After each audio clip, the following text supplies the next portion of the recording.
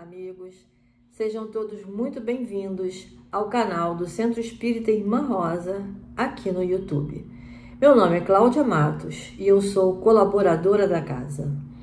O tema deste mês é Por que não faço o bem que quero, mas o mal que não quero, este faço, que é uma citação de Paulo de Tarso, que está em sua carta aos Romanos, capítulo 7, versículo 19. O expositor de hoje é o nosso convidado Pedro Paulo Legei, da Sociedade Espírita Fraternidade, e ele abordará o tema na construção da virtude.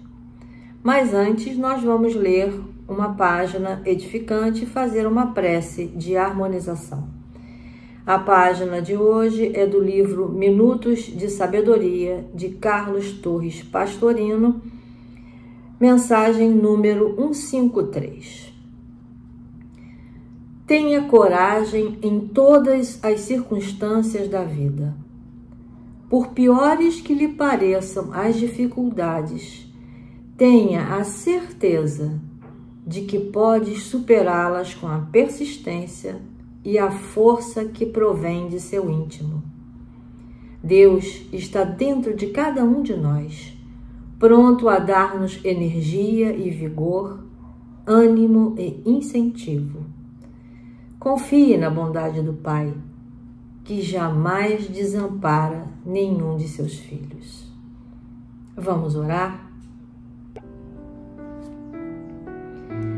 Nos concentrando, elevemos os nossos pensamentos em gratidão ao nosso Pai maior, pela nossa vida, a Jesus, nosso Mestre, nosso irmão, por seu Evangelho, a nossa Mãe, Maria de Nazaré, por seu colo protetor, a espiritualidade amiga e abnegada da Casa da Irmã Rosa, que está sempre disposta a nos ajudar, e rogamos a todos que tenhamos uma tarde de paz e que os ensinamentos do Mestre Jesus toquem fundo nos nossos corações e mentes, regendo pensamentos e atitudes. Pedimos ainda que o nosso irmão Pedro, que fará uso da palavra, seja sempre iluminado e abençoado. Estejamos com Jesus, porque Ele está sempre com a gente, agora e sempre, graças a Deus. Vamos ouvir agora Pedro Paulo Legei. Olá, é com grande prazer que aceitamos o convite do Irmã Rosa para fazermos uma reflexão sobre o seguinte tema: na construção da virtude. Iremos nos basear no Livro dos Espíritos, na parte 3ª, no capítulo 12, intitulado Da Perfeição Moral, o item As Virtudes e os Vícios. Todos nós temos, em estado de germe ou latente, todas as virtudes. Muitos estudiosos tratam como forças da alma, não importa o termo que nós utilizamos, ou virtudes ou forças. O importante é que temos todas elas dentro de nós, porque somos filhos de Deus. E essas virtudes ou forças, elas vão sendo apresentadas no nosso dia a dia na medida que vamos vivenciando a vida, vamos passando pelas experiências. Portanto, a forma que temos para desenvolvermos as nossas virtudes são as experiências do dia a dia, os cenários por onde trafegamos para o seu desenvolvimento. Temos, por exemplo, a paciência, temos a tolerância, a indulgência, a determinação. Em contrapartida, carregamos também a impaciência, a intolerância. Em muitos momentos, nós procrastinamos as coisas, em outros momentos, nós não somos tão indulgentes assim, significando que as nossas virtudes, elas ainda precisam ser lapidadas, desenvolvidas, melhoradas. Elas não se encontram em estado absoluto, em estado final, porque carregamos relacionadas a elas as imperfeições também. Em termos gerais, como poderemos denominar a virtude? A virtude é uma força, é uma disposição para o bem. Essa disposição, ela é firme, ela é habitual, ela é feita com um saber. A pessoa virtuosa se utiliza dessa disposição de forma constante, sabendo o que está fazendo, porque carrega em si o despertar desta virtude. Ela já carrega na sua intimidade da alma esta virtude desenvolvida pelas experiências. Por isso que ela tem uma capacidade de apresentar a virtude com disposição, com firmeza, de forma habitual e sabendo dentro de si, esse saber é algo inerente a ela, como ela está utilizando-se desta virtude. Agora, não é qualquer ação que desenvolve as virtudes, são ações específicas. O homem virtuoso é um homem que desenvolveu em si as questões morais. Por isso é importante olharmos uma das questões do Livro dos Espíritos, em que Kardec aborda a respeito da questão moral, para entendermos que não são quaisquer ações que nos fazem com que desenvolvamos as nossas virtudes. Kardec pergunta o seguinte aos benfeitores, na questão 629. Que definição se pode dar da moral? E os benfeitores respondem o seguinte: a moral é a regra de bem proceder, isto é, de distinguir o bem do mal. Funda-se na observância da lei de Deus. O homem procede bem quando tudo faz pelo bem de todos, porque então cumpre a lei de Deus. Nesta questão, nós vamos entender claramente o que vem a ser o desenvolvimento das virtudes. Existe ali uma escolha entre o bem e o mal. Então, funda-se na regra de bem proceder. O homem procede bem quando opta pelo bem. E essa opção pelo bem, ela envolve todos. Isso que é importante. Então, são duas características para um procedimento moral. Primeiro, você optar pelo bem. Segundo, você não ter interesse pessoal embutido naquela ação. Então, isto é uma ação moral, é uma ação que desenvolve a nossa virtude. Quando nós optamos pelo mal, por isso que tem a ver com o conhecimento. Virtude é essa disposição para o bem, sabendo o que está fazendo. Então, quando nós optamos pelo mal, nós desenvolvemos as imperfeições. E as nossas imperfeições têm atrelada a elas o nosso interesse pessoal. Allan Kardec pergunta isso aos benfeitores e eles nos dizem que o sinal mais característico da imperfeição é o nosso interesse pessoal. Então, quando optamos pelo mal, geramos a imperfeição e temos atrelado a este mal o nosso interesse pessoal. Mas nós poderemos optar pelo bem tendo o interesse pessoal também. Então vejamos, temos que optar bem ou mal. Se optamos pelo bem sem interesse, o interesse é o coletivo, são todas as pessoas, desenvolvemos as virtudes, é uma ação virtuosa. Se optamos pelo mal, nós estamos desenvolvendo as imperfeições, então é uma ação imoral, é contra a moral. E toda ação imoral tem um interesse pessoal embutido nela, ok? E temos uma terceira ação, que são as ações chamadas amorais. É quando eu opto pelo bem, mas tenho o interesse atrelado a esta ação.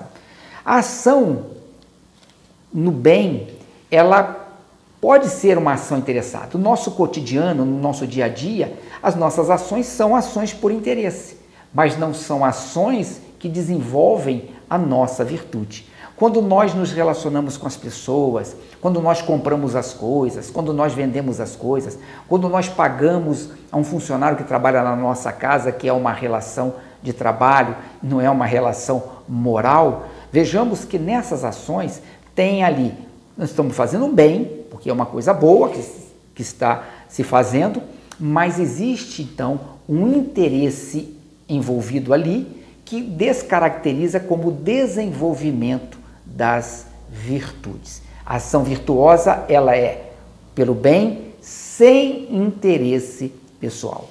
Logicamente que essas ações, elas ocorrem ao mesmo tempo. Didaticamente, só para entendimento nosso, estamos separando as ações. Mas, num fato qualquer, nós podemos proceder às 3 ações. Por exemplo, estamos passando na rua e vemos um acidente, uma pessoa ferida. Corremos em direção a essa pessoa para ajudá-la. É uma ação para o bem. Qual o interesse? Nenhum. Interesse nenhum pessoal. Queremos simplesmente ajudar a pessoa. Estamos desenvolvendo uma virtude ou nos utilizando de virtudes que já carregamos. Ok. Mas chegamos naquela situação, nos damos conta que alguém foi o responsável por aquele acidente. Aí ficamos chateados, revoltados, agressivos com aquela pessoa. É uma ação imoral, porque ali, nesse caso, optamos pelo mal. E nesse mesmo momento, nós poderemos pedir a alguém para chamar uma ambulância. É uma ação amoral, porque o interesse está envolvido em ajudar a pessoa, tem um interesse ali envolvido, mas não tem ali, nós fizemos uma coisa para o bem e temos um interesse envolvido, é uma ação amoral. Portanto, nós temos as 3 ações no mesmo fato. Significando o quê? Que nós só desenvolvemos a virtude, de fato, na ação em que nós procedemos para o bem, sem interesse envolvido. E quais são os parâmetros que poderemos nos utilizar para sabermos se estamos caminhando em direção, de fato, do desenvolvimento dessas forças da alma, dessas virtudes que precisamos para sermos felizes? Podemos dizer que um primeiro parâmetro são as pessoas virtuosas. Pessoas que sabemos que já têm desenvolvidas dentro de si certas virtudes, certas características que achamos que são admiráveis e, portanto, nós deveremos tê-las como aquele modelo, não para sermos iguais a elas, mas para podermos nos inspirar naquelas ações para o nosso próprio desenvolvimento. Então, o primeiro parâmetro são as pessoas virtuosas. Vejamos que o Livro dos Espíritos nos diz que o nosso modelo é Jesus, porque ele tem todas as virtudes em estado absoluto, em estado máximo, em estado infinito. É o nosso modelo. Mas existem pessoas à nossa volta que têm certas características, certas forças, certas virtudes que nós podemos admirar e tê-las como também certos modelos mais próximos para podermos nos inspirar e desenvolver também as nossas virtudes. Um segundo parâmetro que nós poderemos levantar são as leis de Deus. As leis de Deus que já estão na nossa consciência. Da mesma maneira que nós desenvolvemos essa capacidade de escolha do bem e do mal, nós temos nesse exercício constante, nas experiências que fomos vivendo, fomos despertando as leis do Criador dentro de nós, que nós carregamos na nossa consciência. E essas leis servem de parâmetros para o nosso desenvolvimento das virtudes. Quando não agimos conforme a nossa consciência, já temos de antemão um senso para fazermos assim, não, a coisa não está indo muito bem, não estou no caminho correto, tem alguma coisa que está atrapalhando no meu desenvolvimento e normalmente são os nossos interesses envolvidos ali. Então a nossa consciência, as leis de Deus que estão em nós, são parâmetros para a nossa atuação na vida, para o desenvolvimento das nossas virtudes. Em muitos momentos, já sabemos que não estamos agindo corretamente e, normalmente, basta olharmos os interesses que temos naquela questão para sabermos o motivo pelo qual não estamos desenvolvendo a virtude. Muitos poderão perguntar assim, mas como eu vou saber que eu estou indo pelo bem ou estou indo pelo mal? O Allan Kardec teve essa preocupação e perguntou isso aos benfeitores da humanidade, e eles nos disseram o seguinte: basta termos como parâmetro, como diretriz, o ensino de Jesus, quando nos fala que nós não deveremos fazer ao próximo aquilo que nós não queremos que o próximo nos faça ou não nos faça. Se nós seguirmos essa diretriz, nós nunca nos equivocaremos com relação à escolha do bem ou do mal. O problema é que nós contaminamos a nossa escolha do bem e do mal com os nossos interesses pessoais. Essa é a questão. E um terceiro parâmetro que poderemos levantar são os resultados obtidos através das nossas ações. Se esses resultados, eles atendem ao coletivo, vejamos a questão moral, se eles atendem a todos ou atendem somente a nós mesmos. Quando é uma ação virtuosa, atenderá a todas as pessoas, aquele grupo no qual estou inserido ao mesmo tempo, não apenas o meu interesse pessoal. Por isso que temos 3 parâmetros.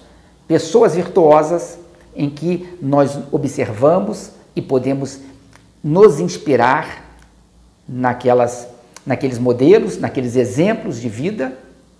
Nós temos as leis de Deus inseridas na nossa consciência, em que nós já sabemos distinguir o bem do mal, basta observarmos o ensinamento de Jesus. E um terceiro ponto são os resultados obtidos através das nossas ações, que deverão atender à coletividade, à felicidade de todos, não apenas a nossa própria felicidade, que aí seria a demonstração do egoísmo. Neste momento podemos pensar, e o que fazer então para desenvolvermos verdadeiramente as nossas virtudes? E neste instante iremos olhar uma outra questão de O Livro dos Espíritos, em que Allan Kardec, que está naquele capítulo que eu falei para vocês depois lerem, da perfeição moral, no capítulo 12, a questão 893. Nesta questão nós poderemos concluir algumas coisas a respeito do desenvolvimento para nós das nossas virtudes. Kardec pergunta o seguinte: qual a mais meritória de todas as virtudes? A mais meritória, aquela que é a principal, aquela que nós, se perseguirmos, nós iremos levar todas as outras. As virtudes, elas não são estanques, separadas, elas são vinculadas umas às outras, essas forças. Se buscarmos de repente a principal, as outras irão junto ao mesmo tempo, porque elas serão estimuladas por aquela que é a principal, o nosso foco principal.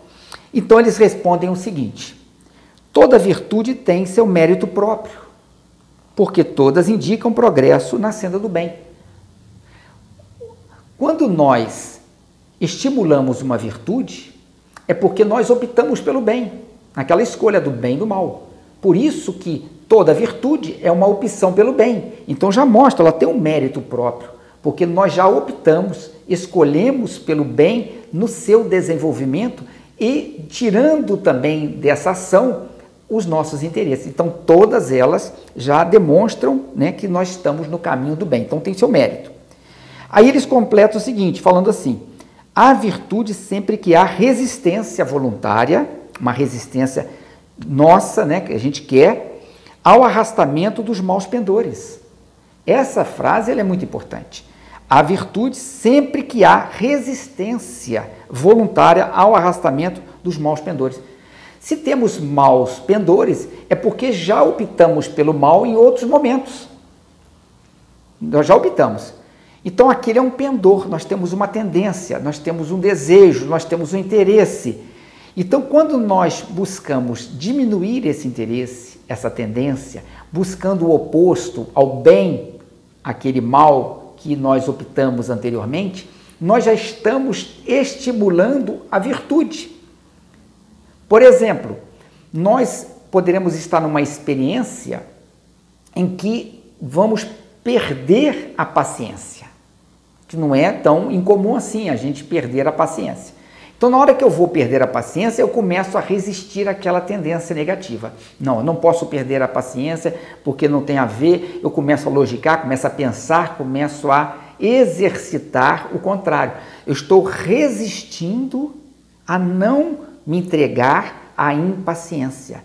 O que está acontecendo? Eu estou estimulando em mim a paciência. Só que eu já tenho a paciência em outros momentos. Então, eu estou fortalecendo em mim aquela paciência que já existe, em algum grau, para que ela se torne mais ampla, para que em certas experiências futuras eu já não precise me esforçar tanto para não perder a minha paciência. Por isso que a virtude sempre que há resistência voluntária, porque é um desejo meu, é algo meu, eu quero fazer isso, eu desejo fazer isso, ao arrastamento desse meu mau pendor. Aí eles complementam, a sublimidade da virtude, porém, a sublimidade, ou seja, ela ficar num grau máximo lá, está no sacrifício do interesse pessoal, sacrifício do interesse pessoal. O interesse pessoal é o problema. Pelo bem do próximo, não é interesse pessoal por nada, é pelo bem do próximo. Sem pensamento oculto. Porque em muitos momentos nós tentamos camuflar o nosso interesse pessoal com algumas questões. Nós justificamos, nós ocultamos do outro e queremos ocultar de nós mesmos, só que não conseguimos ocultar da nossa consciência. A nossa consciência sabe claramente quando estamos tentando nos enganar. Então, quando nós extraímos, eliminamos esse pensamento oculto, esse nosso interesse e sacrificamos isto, nós estamos tornando aquela virtude sublime, ampliando o seu grau. E eles fecham o seguinte, a mais meritória, a que tem maior mérito, é a que assenta na mais desinteressada caridade. Vejamos que os benfeitores já colocam a questão da caridade, desse amor ao próximo, sem interesse algum, como a mais meritória, aquela que nós chegaremos num ponto máximo. Ela é o foco principal que nós deveríamos ter, na mais desinteressada caridade. Tudo que nós fizermos de bem, essa tendência para o bem, essa disposição para o bem, ela tem que ser feita com total desinteresse e sempre buscando o amor ao próximo, sempre buscando o amor ao coletivo, às pessoas que nos cercam. Então, desta maneira, nós começamos a estimular, a potencializar as virtudes em nós. Esta é muito importante para o nosso desenvolvimento. É dessa maneira que nós conseguimos fazer com que as nossas virtudes se desenvolvam verdadeiramente. Agora, é um processo simples? É fácil desenvolvermos as virtudes? É fácil nos sacrificarmos, eliminarmos o nosso interesse pessoal, fazermos as coisas pelo próximo? Isso não é um processo ainda muito simples para nós, porque temos ainda muitas imperfeições. Então precisamos eliminar essas imperfeições e potencializar as nossas virtudes. E esse processo, às vezes, não é tão... É um sacrifício, é doloroso para muitos de nós. Então vamos tentar pensar algumas coisas para melhorar este nosso cenário. Temos em nós muitas crenças pessoais. Essas crenças foram criadas por nós nas nossas experiências. As nossas imperfeições geraram em nós muitas formas de enxergarmos a vida. Por isso que quando estamos com uma possibilidade de desenvolvimento de uma virtude, temos o contraponto. Puxa, isso é muito sacrifício para você. Será que vale a pena? As nossas imperfeições, elas existem em nós. E elas argumentam para atrapalharem a nossa transformação, a nossa mudança, porque mudança dá trabalho. E aí pensamos, será que vale a pena? São as nossas crenças pessoais. Não, melhor não, deixa isso para depois, não vamos fazer isso agora, vamos deixar para depois. Não está valendo o sacrifício, é muito sacrifício. Às vezes a pessoa está num trabalho do bem, ela fala assim, mas eu não estou aqui para passar por dificuldades, eu não estou aqui, eu não ganhei nada para estar aqui passando por essas dificuldades inerentes à própria tarefa em que nós queremos realizar. Portanto, essas crenças pessoais, elas são coisas que atrapalham em muitos momentos o nosso desenvolvimento das virtudes. Então, nós deveríamos fazer um mapeamento interno. Quais são as crenças que nós possuímos? Normalmente, elas estão apoiadas nos nossos interesses e na nossa descrença com relação às próprias virtudes da vida. Nós não acreditamos naquilo, por isso nós temos uma crença ao contrário. Então, olharmos as nossas crenças pessoais. Primeiro passo. Depois, observarmos o propósito do sacrifício, porque o sacrifício vai gerar sofrimentos. Se não percebermos que o sofrimento tem um propósito de ser, nós não queremos passar por ele. Nós iremos passar por uma obrigação da própria vida, mas nós não o aceitaremos. E o não aceitar o sofrimento significa que eu não estou entendendo o seu propósito. A vida tem que ter um propósito. Se estamos passando por dificuldades, temos que observar por que estamos passando isso no momento presente. Podemos dizer que, na medida que enxergamos a vida com os seus encaixes, conseguimos perceber o seu propósito. É comum ouvirmos dizer o seguinte, eu fiz algo há muitos anos atrás que eu não entendia nem para que eu estava fazendo aquilo. Hoje eu entendo por que eu passei por aquilo. Mas quanto mais rápido percebermos um porquê daquela situação, mais ligados estamos ao desenvolvimento da virtude. Porque quando estivermos sofrendo naquele momento presente, nós entendemos que aquilo faz sentido para nós e potencializamos a experiência no desenvolvimento das virtudes inerentes àquela situação. Então, vermos um propósito para a vida, vermos um porquê da situação, por que estamos passando por isso, por que passamos aquilo no passado, e desta maneira a gente consegue até entender o que vai acontecer conosco, porque a vida ela é feita de encadeamentos, de situações, não são coisas separadas. Então a gente tem que olhar a vida como um todo, como uma coisa continuada e que tem uma finalidade. Normalmente também, as situações que estamos vivendo batem exatamente com os nossos interesses pessoais. São contrárias aos nossos interesses pessoais, mostrando que precisamos daquele cenário, daquelas situações para nos desenvolvermos mais. Então, enxergarmos um propósito para a situação é muito importante para o nosso desenvolvimento. E um terceiro aspecto são as ações. Não há mudança sem ação. Para mudarmos, precisamos agir, nos colocar à disposição, fazer a boa escolha. Isso tudo dá trabalho, mas não temos como fugir disso sem termos verdadeiramente trabalho nesta nossa mudança. Mudar não é algo simples. Falamos o tempo todo disso. Precisamos mudar. Mudar dá trabalho. Mudar muitas vezes gera sofrimentos, mas é necessário fazer uma mudança para podermos ser felizes. Porque se nós não somos felizes, somente através de alguma mudança que conseguiremos a felicidade. E a mudança, neste nosso caso, no nosso pensamento, é atrelarmos ao desenvolvimento dessas forças da alma, essas virtudes que nos farão mais felizes.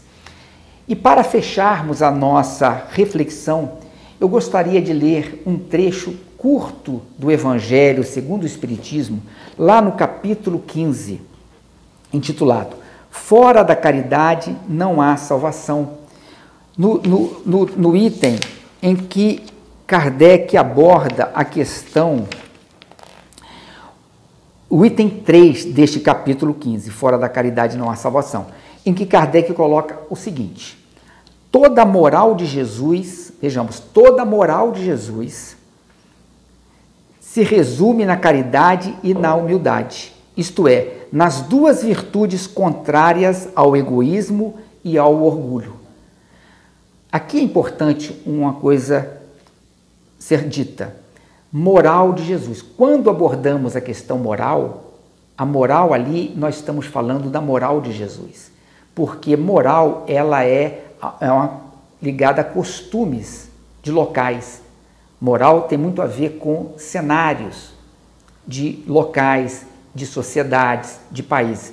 Mas quando falamos de moral no Livro dos Espíritos, na doutrina espírita, estamos falando da moral de Jesus, que são comportamentos, que são conceitos universais. Não importa a sociedade, não importa o país, não importa nada. São conceitos que envolvem a todos nós. Então ele fala, toda a moral de Jesus se resume na caridade, olha só, na virtude da caridade e na virtude da humildade, que são as duas virtudes contrárias ao egoísmo. A caridade, ela mexe de fato com o nosso egoísmo. Quando nós tentamos fazer alguma coisa pelo próximo, estamos combatendo os nossos interesses pessoais. Então está desconstruindo, está diminuindo o nosso egoísmo. Passamos a ter amor pelo próximo. A caridade é esse amor dinâmico, esse desprendimento nosso pelo próximo. Então, por lógica, estamos combatendo o nosso egoísmo. E a humildade, combatendo o nosso orgulho, que são as duas chagas, o nosso egoísmo e o nosso orgulho, eles potencializam os nossos interesses. Então, quando nos utilizamos da caridade e nos utilizamos da humildade, estamos desconstruindo em nós essas duas imperfeições que foram adquiridas ao longo das nossas experiências quando optamos pelo lado do mal por causa dos nossos interesses e não pelo lado das virtudes, que era o bem sem interesse.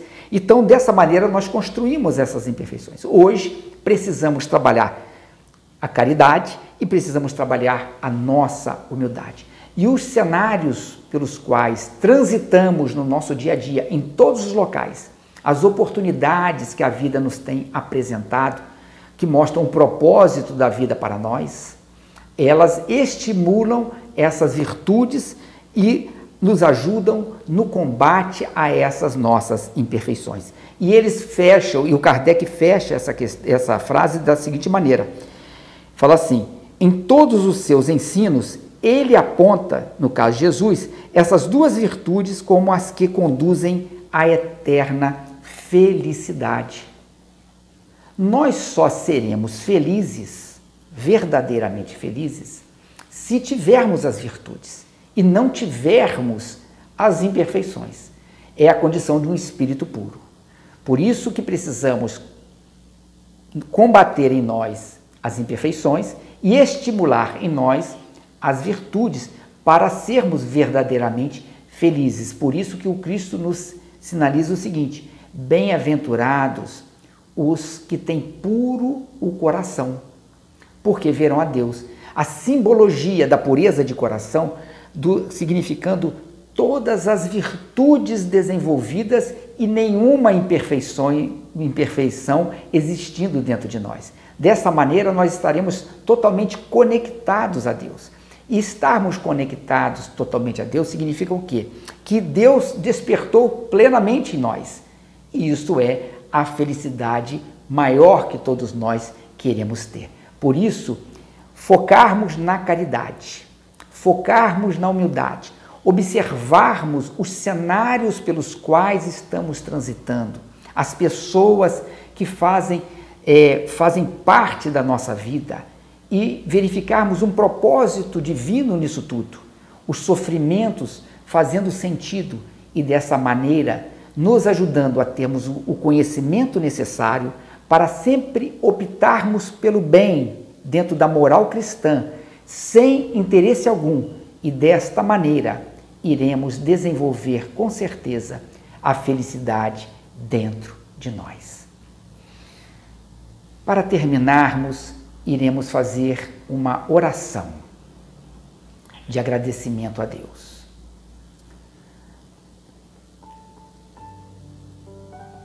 Amado Mestre Jesus, felizes estamos por termos acesso a tanto conhecimento propiciado pela mensagem espírita, Senhor. Obrigado, Mestre, pelas inúmeras oportunidades que a vida nos tem ofertado para podermos desenvolver as virtudes, desconstruir as nossas imperfeições, nos tornando cada vez mais aptos a sermos trabalhadores da Tua seara e, consequentemente, Senhor, usufruirmos da felicidade que já reina naqueles que estão a nos guiar. Obrigado, Jesus Cristo, pelos recursos da vida, pela mensagem espírita. E queremos rogar-te, Senhor, pela nossa humanidade, pelos sofredores que estão passando por dificuldades que desconhecemos no momento presente. Que todos eles sejam envolvidos pelos teus mensageiros, pelos seus anjos guardiães, para ajudá-los a passarem pelos momentos difíceis e a desenvolverem as virtudes necessárias dentro dos planos divinos, Senhor. Abençoa este momento que estamos vivendo de transição. Abençoa os teus mensageiros aqui na terra, aqueles que se dedicam à tua causa, Senhor. Abençoa as nações, os governantes na responsabilidade que têm de liderarem as pessoas para situações melhores. Envolva, Senhor, os nossos irmãos que se encontram hospitalizados, acamados, aqueles que se acham nos hospitais, aqueles que se encontram nos orfanatos, nos asilos, os nossos irmãos indigentes, miseráveis, os que padecem da fome, Senhor. Todos eles com dores, com sofrimentos, que precisam do teu amor, Jesus Cristo. Abençoa o movimento espírita, as casas espíritas, em particular o Irmã Rosa, Senhor, seus trabalhadores, suas atividades, que nunca falte a tua presença, Senhor, e a todos nós aqui presentes, nas nossas lutas particulares, os nossos familiares, Jesus Cristo. Que estejamos sempre sob a tua orientação, sob a tua inspiração, neste desenvolvimento das nossas virtudes, Senhor. E muito obrigado por tudo. É em teu nome, Jesus Cristo, em nome de Deus e dos bons espíritos que nos acompanham, que concluímos a nossa reflexão de hoje. Que assim seja, Senhor.